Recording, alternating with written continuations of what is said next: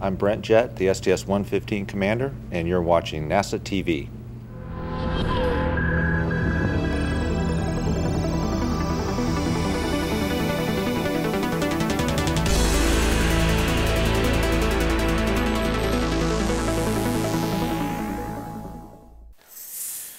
This is Shuttle Launch Control at T-minus 3 hours and holding.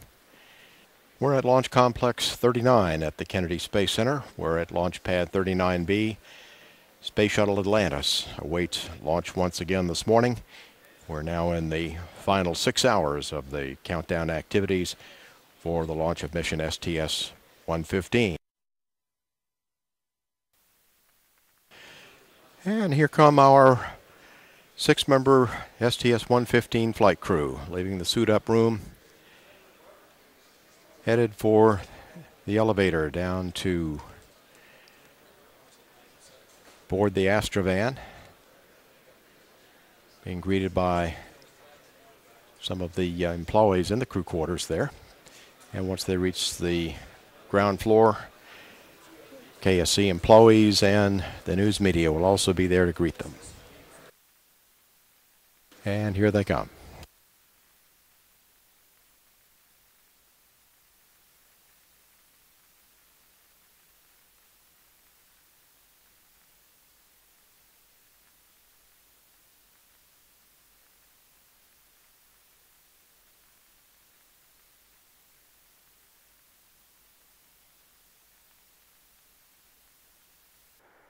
Atlantis, Launch Director. Go ahead, Launch Director. Well, Brent, looks like your long wait is over. And so for you, Fergie, Joe T., Dan, Steve, and Zena, we wish you all the best luck in the world. Godspeed, and we'll see you back here in about 2 weeks. Thanks, Mike. We appreciate those words and the effort to make this launch window. You know, by our count, it's been almost 4 years, 2 return-to-flight missions, and a tremendous amount of work by thousands of individuals to get the shuttle program back to where we are right now. And that's on the verge of restarting the station assembly sequence. We're confident that over the next few weeks and few years, for that matter, that NASA is going to prove to our nation, our partners, and our friends around the world that it was worth the wait and the sacrifice. We're ready to get to work. Thank you, Brent. Great words, and good luck, guys. NTD, with that, you are clear to launch this vehicle. Copy, thank you. Yeah, let's go for orbiter access arm retract. Atlantis OTC, it's been a long road with a lot of detours, but your patience is about to be rewarded. It's time to fly. Thanks, OTC, we're ready. 10. Atlantis 10, 9, 8, 7, 6, 5. 3 main engines up and burning. 2, 1, and liftoff of Space Shuttle Atlantis, opening a new chapter in the completion of the International Space Station for the collaboration of nations in space. Roll program, Houston. Roger, roll, Atlantis.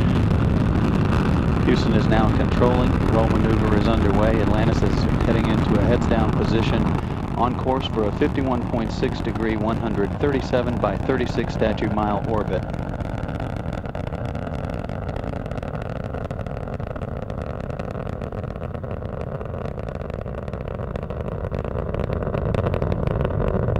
Atlantis already 2 miles downrange from the Kennedy Space Center at an altitude of 2.8 statute miles.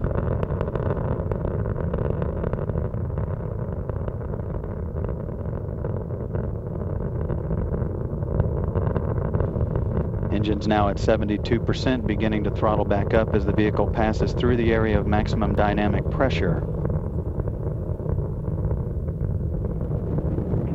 Atlantis, Houston, go at throttle up. Copy, go at throttle up. All 3 liquid-fueled engines are back at full throttle. 1 minute, 20 seconds into the flight. At liftoff, the fully fueled shuttle, boosters and external tank weighed about 4.5 million pounds. It now has burned half of that weight in propellant. Solid Solid rocket boosters are burning 11,000 pounds of propellant every second. Coming up on 1 minute 45 seconds. Standing by for first stage separation of the solid rocket boosters. Atlantis is at an altitude of 129,000 feet, 24 miles in altitude, 25 miles downrange. All three engines are still performing as expected.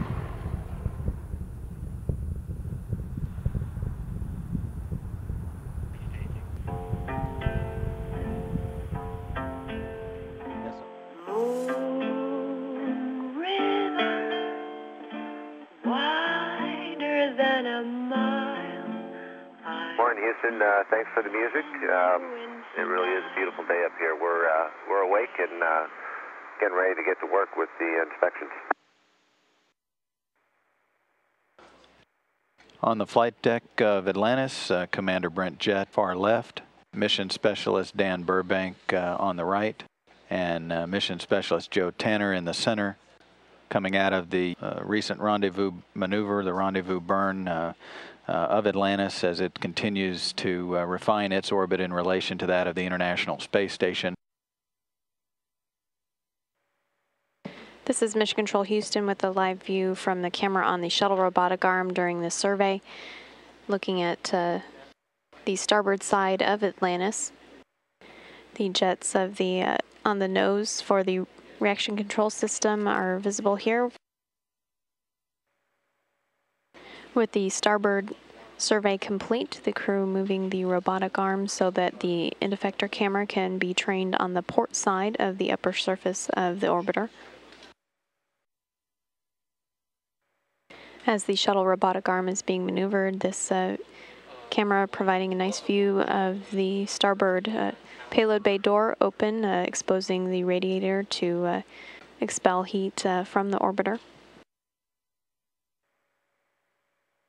The robotic arm now crossing over Atlantis's payload bay with the P3, P4 truss structure, the 35,000-pound truss on its way to be installed on the outboard port side of the International Space Station to add another set of solar array wings that provide a power generation capability by collecting the sunlight and powering equipment on the station. This survey, when it is complete, will end the inspections of the thermal protection system for today, with all the information being sent down to Mission Control for engineers to analyze and to confirm the integrity of Atlantis's heat shield. The crew will also work on setting up for rendezvous and docking to the International Space Station. The remaining tasks for today to prep for that docking tomorrow include installing the centerline camera that is scheduled to be done by Commander Brent Jett and Mission Specialist Joe Tanner. That camera will provide Jett a straight-on view to the docking mechanism at the International Space Station tomorrow. After installing the centerline camera, Tanner and Mission Specialist Steve MacLean scheduled to install the orbiter docking system, actually extending the ring of the orbiter docking system that will make contact with the station and secure the two vehicles together.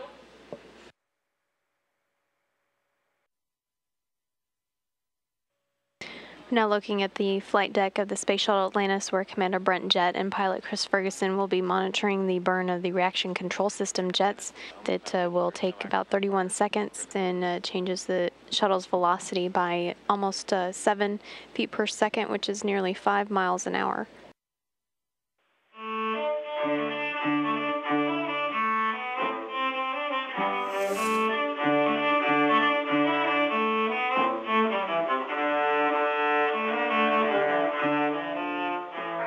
Houston from Atlantis. That was some great music for a good day in space, and I really appreciate you sending that up. Looking over the shoulder of Brent Jett, the displays showing the details for this burn. Again, a 11-point-second change in velocity, lasting 15 seconds using the reaction control system jets. Atlantis currently trailing the International Space Station at a range of 44 statute miles, 38 nautical miles, or about 71 kilometers. Good burn, Atlantis. No further trim required. Pilot Chris Ferguson as small pulses to the thruster jets underway to refine the orbit. Atlantis Station on the big loop. Good morning. Hey, Jeff, good morning. We got a tally-ho on you, and we're currently about 26,000 feet, just about 10 minutes from our MC2 burn. Very good. Yeah, we've got a good view of you as well. You're looking good. See you soon. Space Shuttle Atlantis from 2,300 feet from the International Space Station, closing in at a rate of 3.5 feet per second. Houston and station, we're about 5 minutes from the RPM start. Good HHL correlation. Houston copies.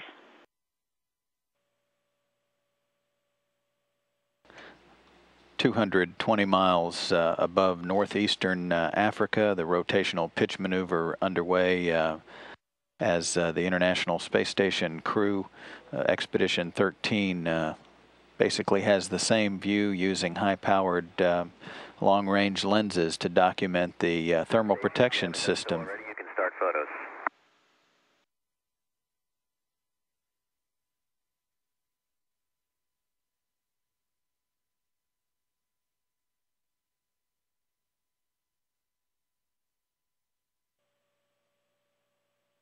Approaching the northwest coast of Algeria, traveling northeasterly, just about to cross the coastline, heading out across the Mediterranean. Atlantis 2/3 of the way through the rotational pitch maneuver. Beautiful view of Space Shuttle Atlantis from the International Space Station at a range of 600 feet.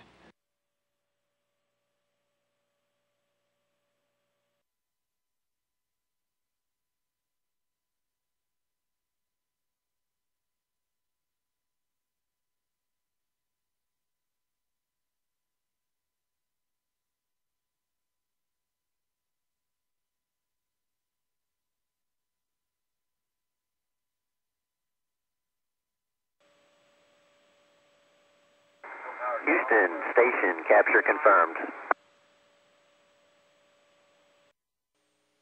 Station Houston on the big loop. We see your visitors. Give us a wave. Joint operations begin between Atlantis and the International Space Station Expedition 13 crew.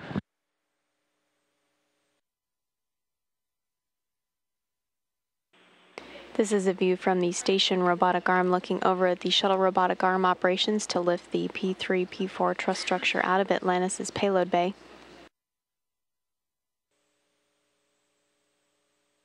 This is Mission Control Houston, continuing to watch video of the truss structure being removed from the payload bay of Atlantis as the International Space Station and Space Shuttle orbit about 211 statute miles over the Gulf of Mexico.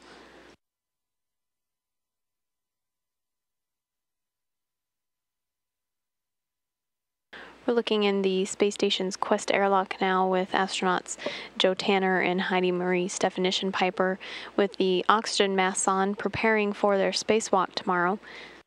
This is part of a special pre-breathe procedure to breathe pure oxygen and then stay in the Quest Airlock with the pressure reduced down to 10.2 pounds per square inch while they sleep. They won't be wearing the masks overnight, but then in the morning, they'll put the mask back on and open the hatch again after repressurizing it back to 14.7 pounds per square inch so that the rest of the crew members can help them prepare for the spacewalk. And this entire procedure helps purge their system of nitrogen to minimize the chances of any effects of decompression sickness, or more commonly known as the bends, while they wear their low-pressure spacesuits during the spacewalk on Tuesday.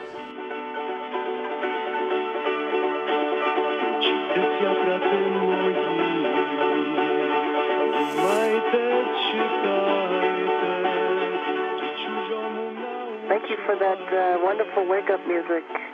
The words are very appropriate. It was written by Tarasenko, a Ukrainian poet, and he writes to remind everyone to learn and to read as much as you can, and to teach others and learn from others. And I think being up here on the ISS, that's exactly what we're doing. And so it's nice to hear those words again and see how appropriate they are today. The P3, P4 truss under control of the station robotic arm on its way to the pre-installation position, having been in a park position overnight. This will place the truss segment in the proper orientation for installation. Houston station for robotics. Brakes are off. We're in mode and we're pushing into 30 centimeters.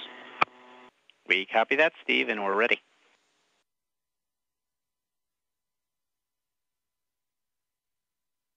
On the station, we have all 3 RTLs at 7 centimeters. We copy and concur, Steve. Looks great. And first out the hatch is Joe Tanner for the spacewalk today. He'll be wearing a EMU or extravehicular mobility unit with red solid stripes around the pant legs and a red stripe up on the top of the backpack. Heidi Piper will be wearing a solid white suit, so the distinguishing marks on Joe Tanner's suit will distinguish him from her throughout the spacewalk today. Joe Tanner in the right portion of the picture, Heidi Piper over on the left side of the view, working on 2 different truss segments. Aft beta gimbal restraints, remove the 2 pit pins. Copy that, Heidi.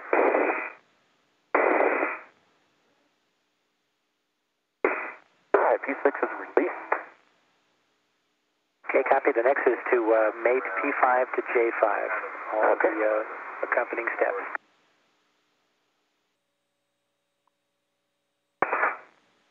P3 to J3 is complete. Good connection. Okay, copy that. Now you're going to demate P2.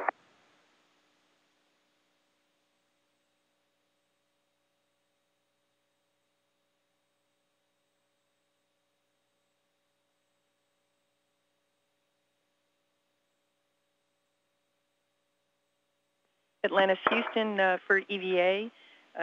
Joe has a go for steps A through D on 7-23. We can confirm that he is go to remove the shroud.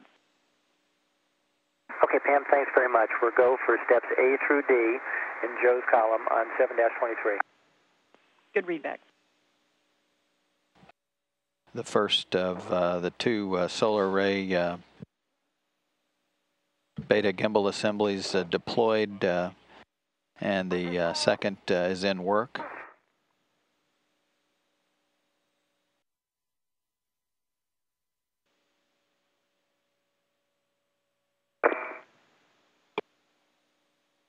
As I mentioned to Joe too, you've got the limitation on the rotation rate, of course, and also the pinch point consideration. Okay, the sleeve did engage. I'm going back to put the pit pin in. Okay, copy that. Copy that. Bolt 1 Bravo, broke torque at 2.3. Yeah, and you don't care about that, it's just information. It's just Heidi Piper serving as a wonderful reference tool regarding the size of this pair of solar arrays that are housed inside these twin canisters that will be deployed in a couple of days.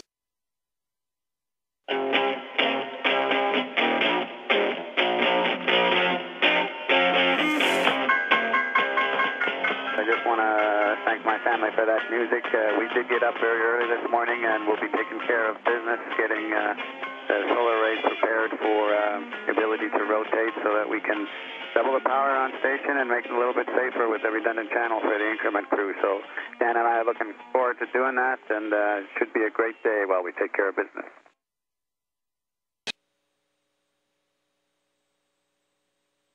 And Dan Burbank has moved on to the second of his 7 launch locks to remove. First up, obviously, a repeat of the last is to loosen 4 bolts on the cover, the protective cover. These multi-layer insulation covers designed to thermally protect the rotary joints mechanisms underneath. Steve MacLean already replacing the cover over the location from which he removed launch lock number 5. In the meantime, this view up close and personal with Dan Burbank as he removes the loosens the bolts, protecting the or holding the launch lock number 16 in place. This camera vantage point gives you a very clear indication of the protocols that the crew members follow for tethering. The tether protocol, not just for the crew, but for the pistol grip tool. His high-tech power socket wrench is tethered, as well as each item that he's about to work on. He provides a tether attached to the cover before he even starts unbolting the first bolt. And then in turn, the same for the launch lock itself. It's tethered prior to any activity on any of the bolts. A very good inspection of the solar array rotary joint, the launch lock removed. Steve MacLean now at his third work site to remove cover 17 to provide access to launch lock number 4. And gentlemen, you may have noticed, but the sun is coming up. Oh yeah, very pretty. Okay, I'll get my checks in just a moment.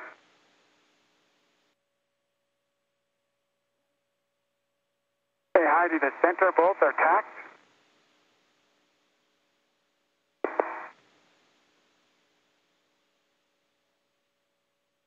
Hey, visor's coming down, lights coming off.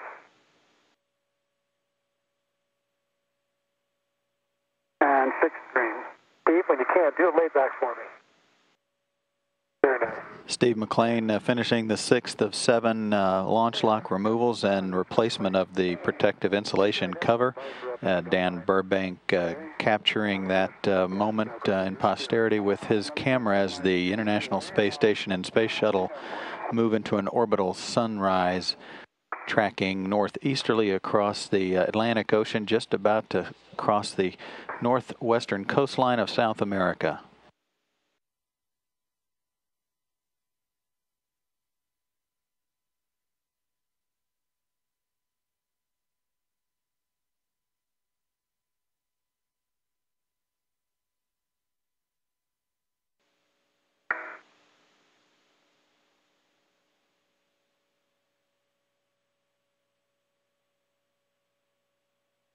A beautiful view of Atlantis from Dan Burbank's perspective, looking back at the station from the outermost point of the port truss. Okay, Dan, we got a few pictures of you, and Brent says to go back to work. Okay. So the inner one is definitely loose. Yes, it is. Oh, there it goes. Okay, I got an 1/8 of a turn. I don't know if we just muscle that. I'm a little afraid of galling the whole thing and making it tougher. Well, we don't have much choice. Yeah, you're right. If you break it, mission accomplished. Okay. I know when you got it. Get a good full throw on it. Okay, nice. You got it. Yeah, here we go. Okay, let's do it again. Looks like it's going pretty easy now. Looks like it's coming a lot easier, guys. Apparently Dan has a magic hand. Flight EVA. Go. How many astronauts does it take to turn a bolt? 1, 2.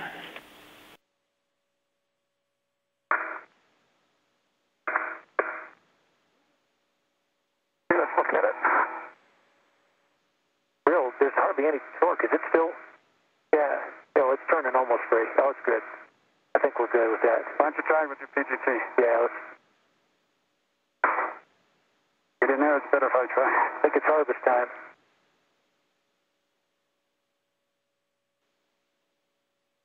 Woohoo! All right. That must mean it's driving. See what the torque is. Okay, that one's free. Now there's much rejoicing. This is Mission Control Houston, the Falcon flight controller, the power heating, articulation, lighting, and control officer in the Space Station Flight Control Room, reporting that the SARJ, or the Solar Alpha Rotary Joint, is in movement. Here you can see it rotating as part of the checkout of the joint and to position it correctly for the deployment of its radiator on the P4 truss.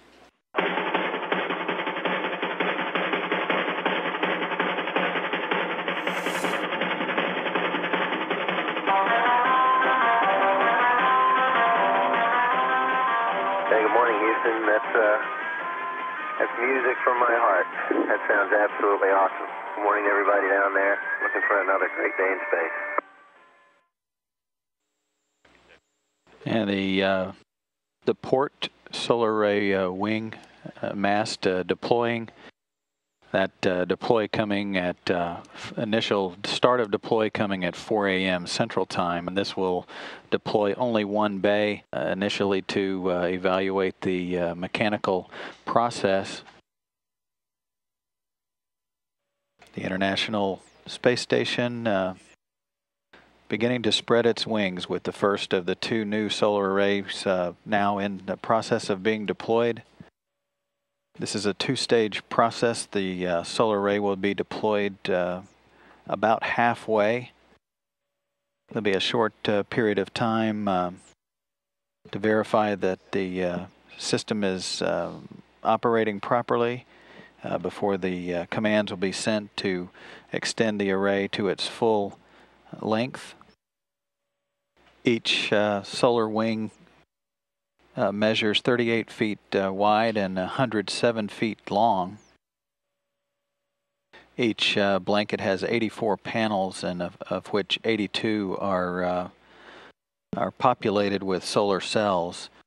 Each one of the panels contains 200 solar cells. Atlanta Station, Houston.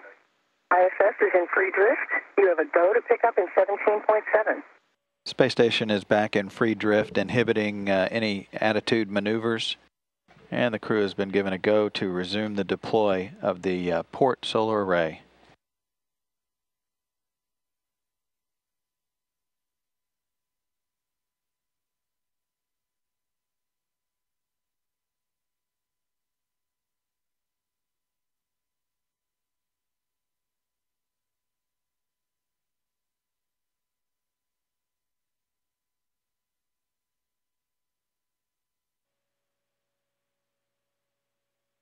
And in the far distance, beyond the solar array, the early blue color of a orbital sunrise approaching. Atlanta Station, Houston, on the big loop. Station is in free drift. You have a go to pick up in 15.7.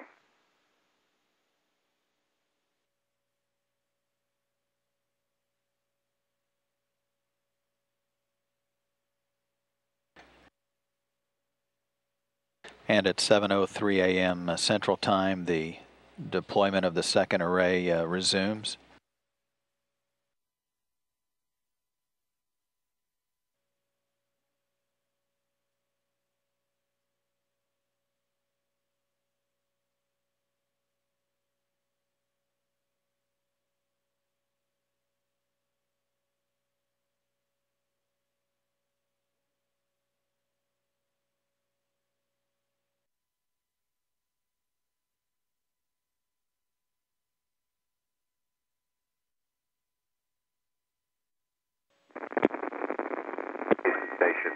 Good deploy of the 2A array, very similar to the deploy of the 4A array.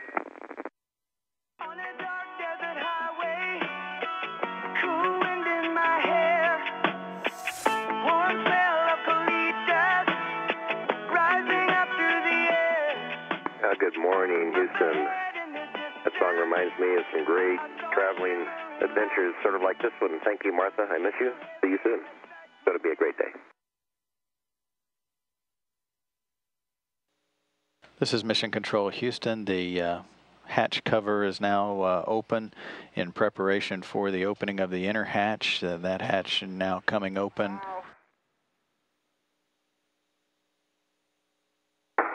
step 15, we can verify the emergency MPEV is closed. Okay, since I see daylight, I'm putting my visor down. Heidi Piper, from the viewpoint of her colleague Joe Tanner, as they are 37 minutes into their spacewalk today. The materials for ISS experiment being closed up. It's a briefcase-sized experiment that opens up and exposes materials to the vacuum of space. I think it is, yeah. Hey, I'm on the low road. Heidi Piper heading outboard now on the port truss segment. Okay, so the forward port side is down. Yep. Nice job. Head was off at an angle, so.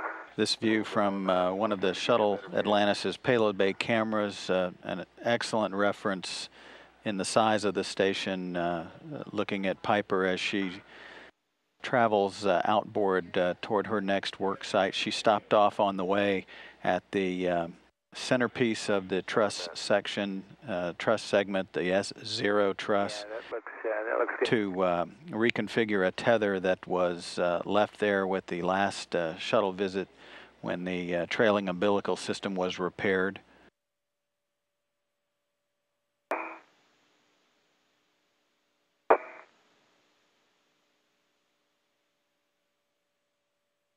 Okay, and of course your next is the outboard one, H12. Yep, that's where I'm headed.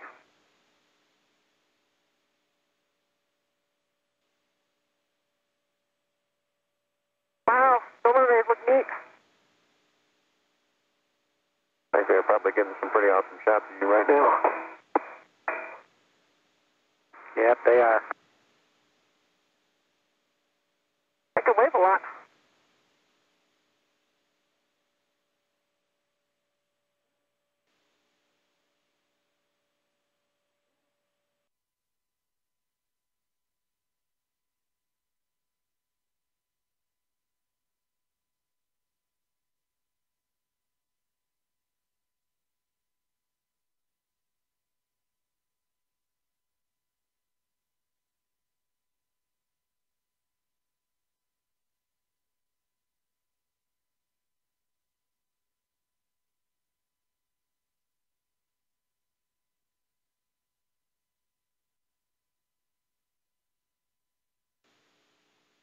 A little more than 2 hours into their spacewalk, Heidi, Stefanyshyn, Piper, and Joe Tanner finishing up their work on the newest element of the International Space Station, the P3 and P4 truss segments.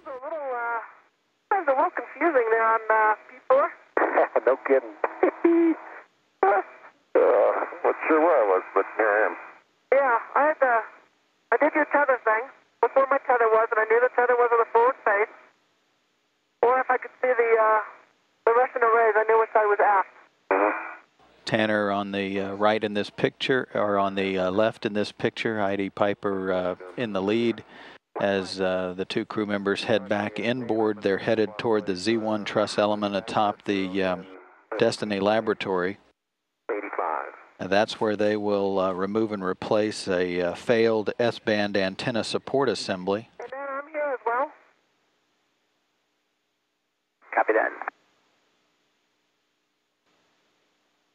I'm just going to wait for Joe to get out of the way.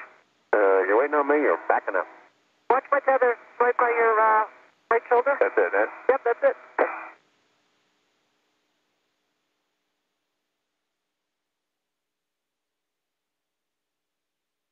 Am I clear? Yep, I sure am. Heading up towards NASA. Copy, Joe. All right, now. Okay, Heidi, you can tether to the SASA and then hold the spare SASA by the handholds on the RF group, and once that's all complete, you can give Joe the go to... Okay, Joe, you have a go? I've got my hands on it.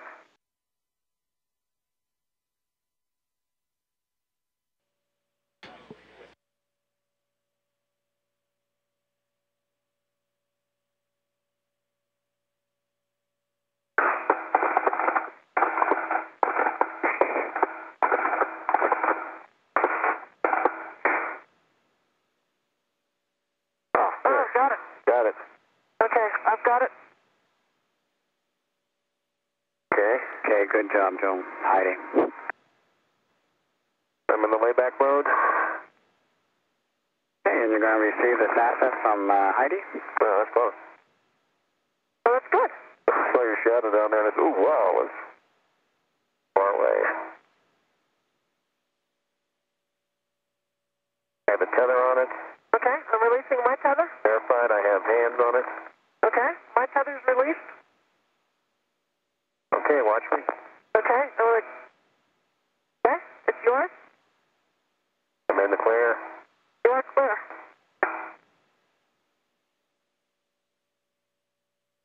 Okay, Heidi, you have it, and I'm going to untether. I have it. I'm tethered to it. And I'm untethered. Okay, I'm going to lean back and I'll clear you. Okay. I'm out of the APFR. APFR is empty. Joe Tanner moving out of his foot restraint and thus clearing the way for the deployment of the new radiator on the P4 truss element. Houston, Atlantis for EVA. This is a good time to deploy the radiator, and we'll wait for you.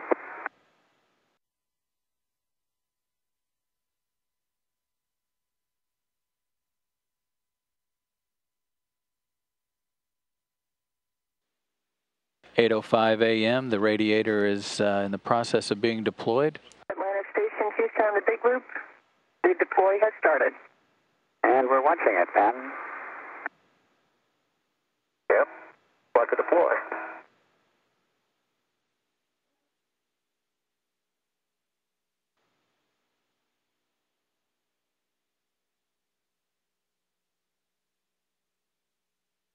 All nominal now, Houston.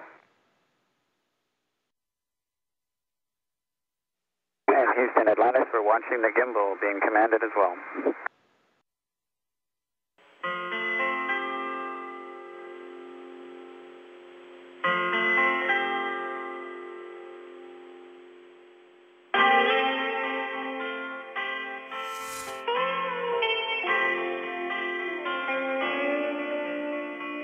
I never got a grip on penmanship, could never make the smallest flow.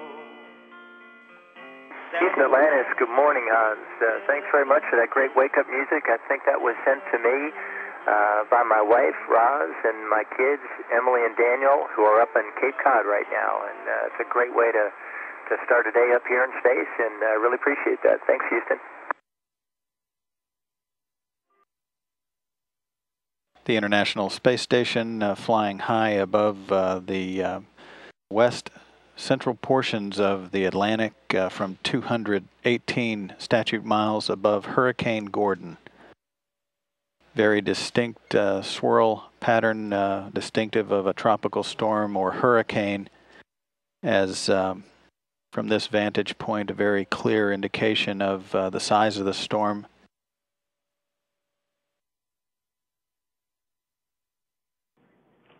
And Joe Tanner, this is, I believe, your fourth mission. How are the missions different, if they are, now than they were in your earlier missions? Well, Brent and I were talking about that the other day.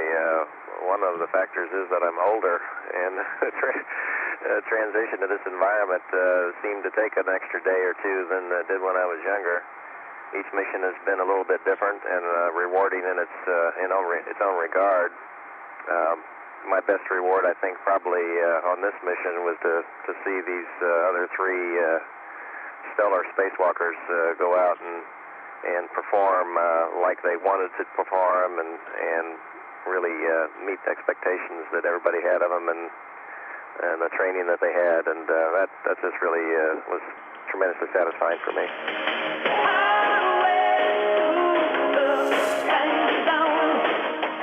Hey, good morning, Houston. That's great music for what will be a bittersweet day for us today, undocking from the station and what hopefully will be some pretty good pictures during a fly around. Thanks very much to Sandy, Laura, Eric, and Ian.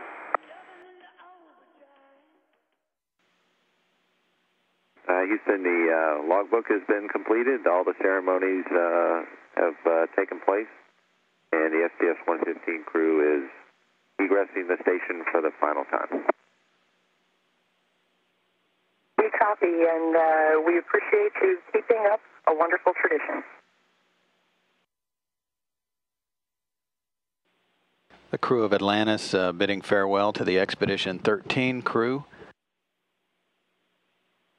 completing 6 days of docked operations with the complex, leaving the station a much larger complex than it was before Atlantis arrived.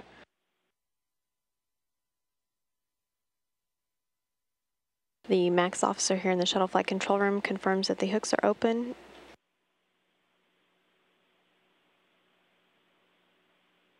At 7:49 and 57 seconds. Undocking of Atlantis right on time from the International Space Station.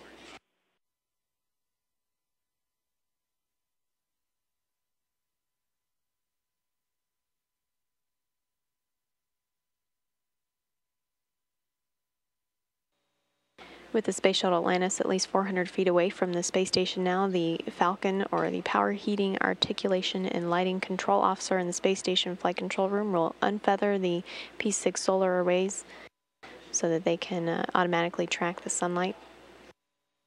Those were feathered in a protective configuration of the arrays during Atlantis' separation and use of the thrusters or steering jets within close proximity of the arrays.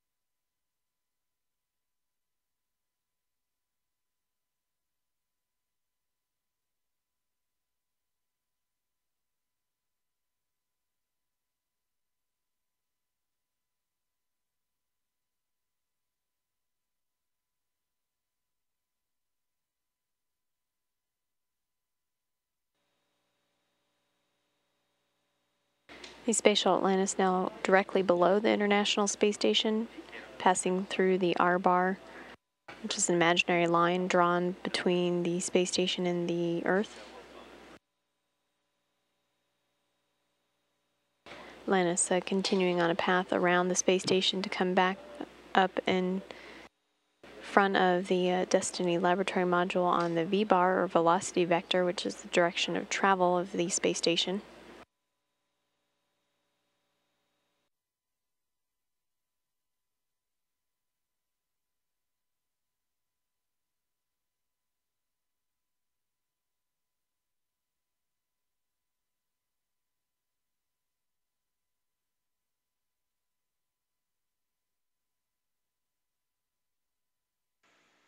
Hey Jeff, we've completed the fly around. We just did our SEP 1 burn. Just want to let you know we got a lot of great pictures. It was really a spectacular sight to see your vehicle from above looking down on the Earth. So hopefully we'll get to send some of those to you over the next couple days, and we'll see you back on Earth in a little while. Brent, we'll look forward to seeing those. I think we got some pretty good pictures and video. You guys in the fly around as well, especially underneath with the Earth in the background. So those pictures will be on the ground when you get there, waiting for you. And it's a great mission. Thanks for all the good work. Enjoyed the time together and look forward to seeing you back in Houston. He was born in the summer of his 27th year, coming home to a place he'd never been before. Oh, good morning, Houston. We just flew over Colorado yesterday. It was beautiful. Looked like a great place to live, and thank you, Martha. Next few years are going to be pretty exciting. Bye. This is Mission Control Houston, continuing to watch views from the Space Shuttle's robotic arm as arm operator Chris Ferguson moves in for a grapple with the Orbiter Boom Sensor Systems grapple fixture. That will allow the team to complete a final set of inspections of the heat-protecting reinforced carbon shields on the outside of the shuttle prior to the upcoming landing.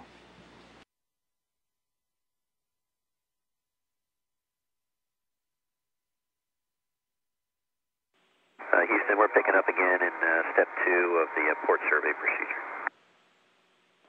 Atlantis, we copy. And right now we are watching additional downlink video as the crew continues to position the robotic arm and its orbital boom sensor system for the third and final scanning sequence of the day. Again, these are late inspection activities designed to ensure that the shuttle and its reinforced carbon-carbon systems were not hit by micrometeoroids or orbital debris as the spacecraft was docked to the International Space Station for the installation of a new set of solar arrays over the course of 3 spacewalks. The crew is still about an hour ahead of the timeline, having gotten an early start on the scanning today and continuing to march through smartly as Chris Ferguson, the pilot, and mission specialist Dan Burbank and Steve MacLean have been focusing on these inspections using the robotic arm and the orbital boom sensor system. The rest of the crew, Commander Brent Jett and mission specialist Joe Tanner and Heidi Stefanyshyn Piper, have been working on early cabin stowage, getting the space shuttle picked up and everything stowed away as the crew gets ready to make final preparations for deorbit and reentry.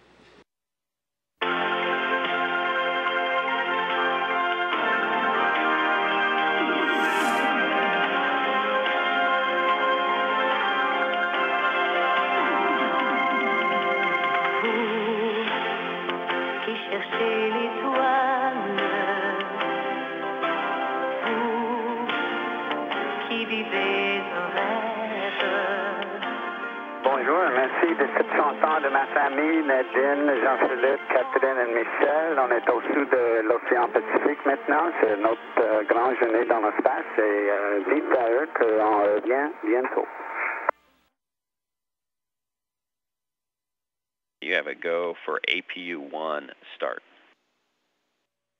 Copy, go for APU-1 start. And spacecraft communicator Tony Antonelli giving Chris Ferguson aboard Atlantis the go to start Auxiliary Power Unit 1 in support of this flight control system checkout as we watch a television picture of the starboard or right wing of Atlantis in the area of the aerodynamic control surfaces that will be cycled using hydraulic pressure generated by that auxiliary power unit.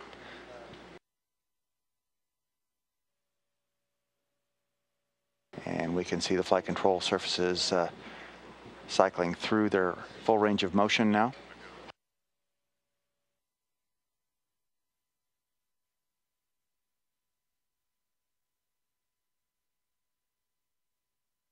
And now we're receiving some in-cabin video from the forward flight deck. Commander Brent Jett and pilot Chris Ferguson continue to go over pre-landing preparations with flight engineer Dan Burbank, who's seated directly behind them. They've completed a successful checkout of the flight control surfaces of Atlantis. Everything looked nominal to entry flight director Steve Stitch here on the ground, as well as the data processing system, guidance navigation systems, and mechanical systems officer, all of whom followed the progress of that flight control system checkout carefully.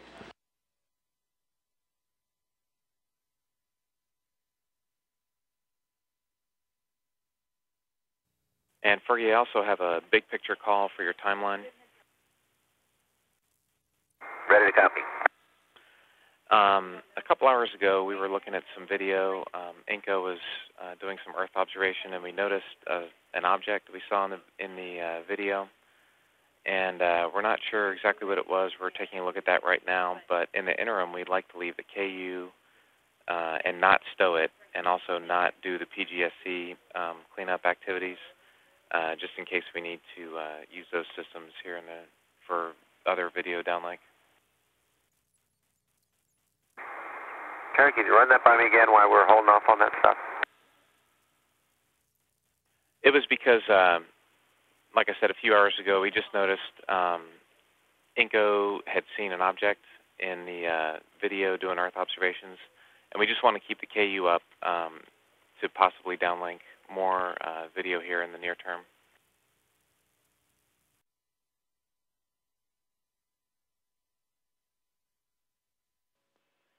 Atlantis Houston was the big picture.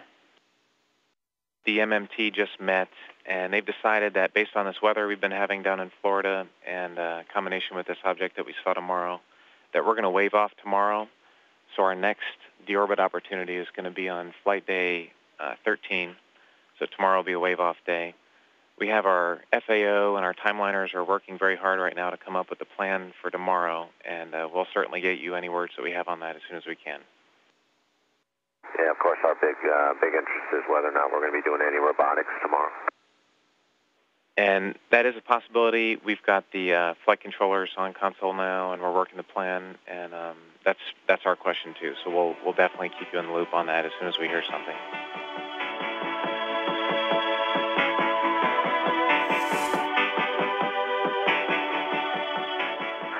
Good morning, Houston, and it really is a beautiful day. I think any day in space is a beautiful day, and hopefully tomorrow will be a beautiful day in Florida, and we'll be back home.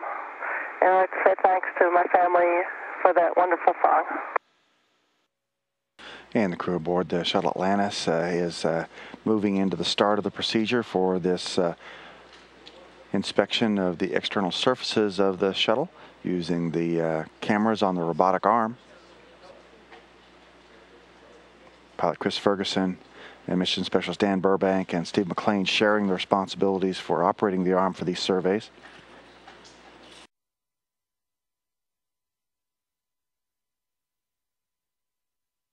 Atlantis Houston, looks like you guys have had sunrise. We're ready to continue with the survey whenever you are. Okay, Houston, we're back with you. Picking up at the top of page 8. Atlantis, we copy.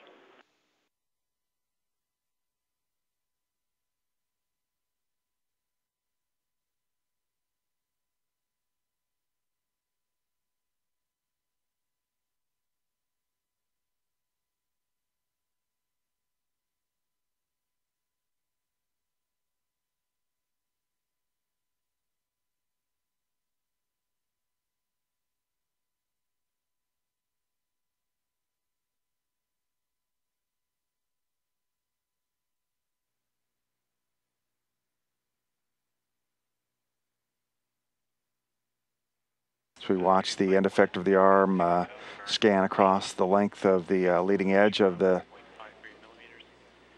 port or left wing now. These maneuvers all being conducted by Chris Ferguson, Dan Burbank, and Steve MacLean on the aft flight deck of Atlantis using single joint maneuvers to complete the scan.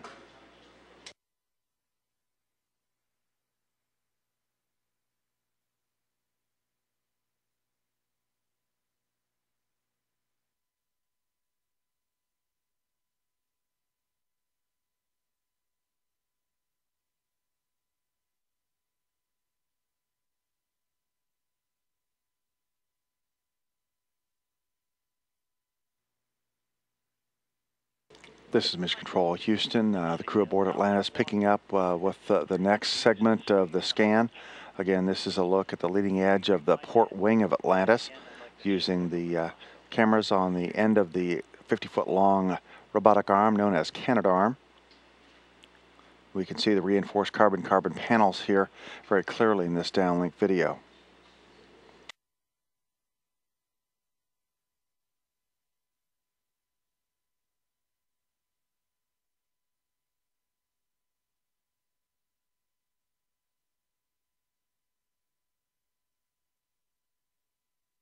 And we have some news for you. If it makes you feel any better, both of your deorbit opportunities today would have been no-go.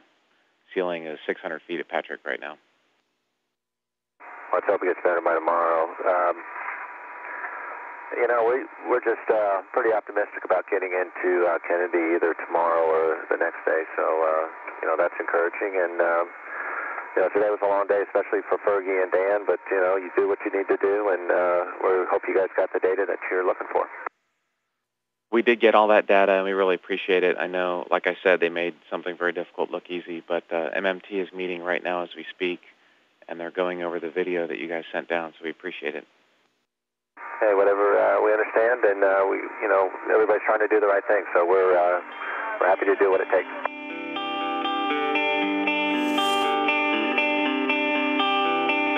WWOZ's on the stereo.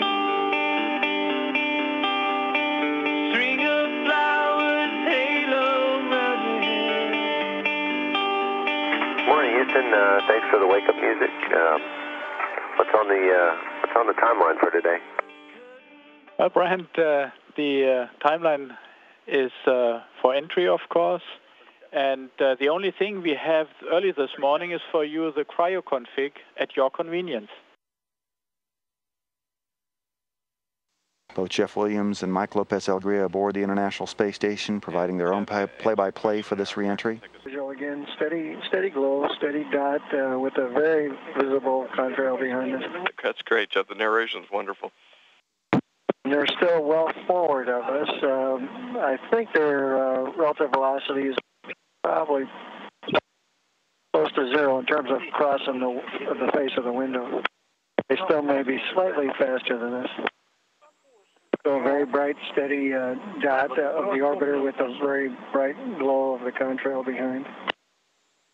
Expedition 13 flight engineer Jeff Williams aboard the International Space Station, describing his bird's-eye view of Atlantis' return through the atmosphere as he reports on the condition of the plasma trail as Atlantis moves through at a speed of 15,400 miles an hour.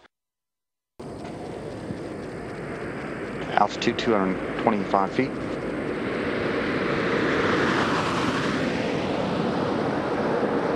Gear down and locked.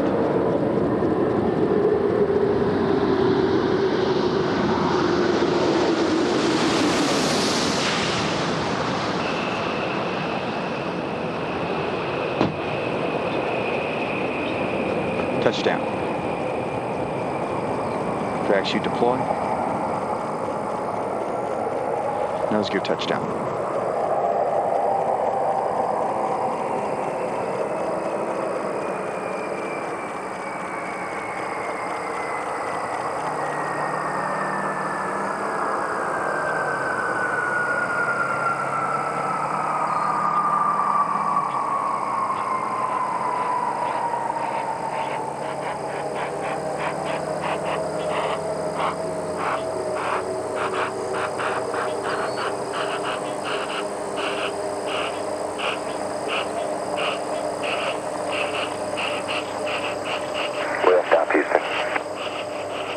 We copy wheel stop. Welcome back. Congratulations on return to assembly. We have no immediate post-landing deltas. We'll meet you on page 5-3 for post-landing. Thanks, Houston. It's nice to be back, and it's a great team effort, so I think assembly's off to a good start. We'll see you on 5-3. Good morning. It's really a beautiful day in Florida. Great way to end the mission. I'm not really sure what you say after a flight like that. It was a pretty tough few days for us. A lot of hard work, a great team effort to get the station assembly off, restarted on a good note. And we got a lot more missions coming up, and they're going to be just as difficult. I would like to say to the folks here at KSC, though, that Atlantis was a terrific ship. In fact, she gave us absolutely, for us, she gave us absolutely no problems at all over the entire mission. We wouldn't have had time to deal with any of them, so it was real critical that she performed well, and she did. So a special thanks to all the folks here for preparing Atlantis for launch, and the condition she's in now is a real testament to the work you put in beforehand. It was a pleasure to fly her, and it's great to be home. Thank you very much.